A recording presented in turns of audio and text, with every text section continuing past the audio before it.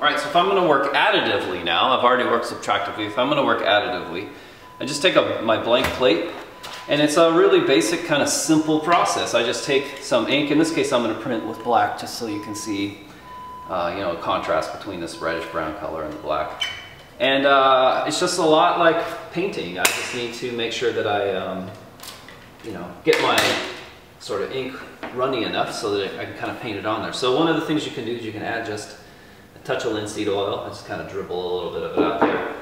There's also the stuff called flash oil, which I'll show you how to use in just a second. But a lot like mixing oil paint, this paint, this ink, is really meant to be kind of wiped on there, right? So if I try to paint this on my plate, and again, additive just basically means I'm painting or adding ink to my plate before I run it through. You can see how hard this is to kind of get it to move. And so that may or may not be you know, something that you're after for your particular piece. So what I like to do is take a little bit of linseed oil, and a little bit like a painting, right? I just like to kind of like loosen that paint up and turn it into a little bit more of a flowing liquid so that I can kind of paint that on there. And you can go with sort of dry brush techniques if you want to. The thing you don't want to do is get your ink to be way too, you don't want your ink to become, you know, so oily that it doesn't, that it'll rot the paper really quickly. So what I like to do is just add just a touch of flash oil. Well, that was so much, but you get the gist of it. And the flash oil really loosens up your, it really loosens up your ink. So that's gonna, you know, adding that and some linseed oil together is really gonna loosen up this ink. So now when I go to paint this on additively, right, you can see it's much more like an ink drawing.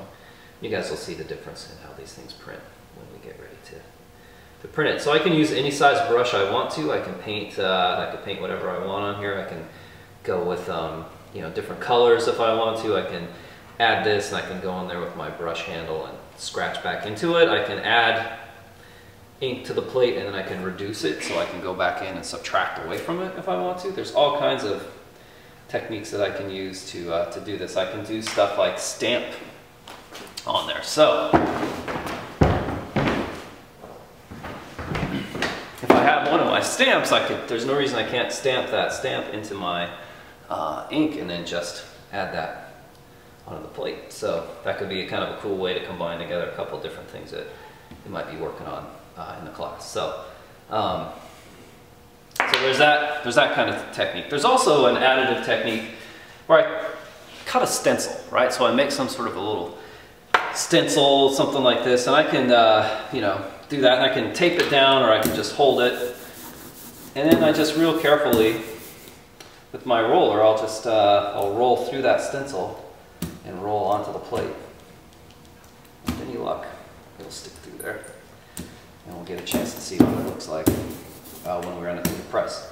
So stenciling on there will just basically offset ink onto that plate. You can kind of barely see it here. I'll have to go back and do that again before I run it through.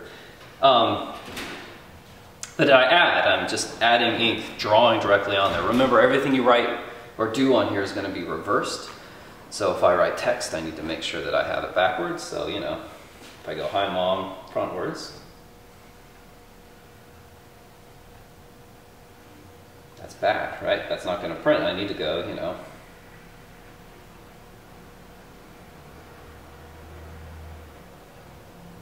we'll see what the difference is between these two. These two when we go to print it. So I'll print this plate over the top of that one, and you'll see the genius, you know, art that we've made here. But that is it. Monotype is simple, additive and subtractive monotype. Again, the purpose or the main thing to keep in mind with this is that you really need to practice. Like, you have to practice like crazy. Try a whole bunch of different things. Try to get some different kinds of effects.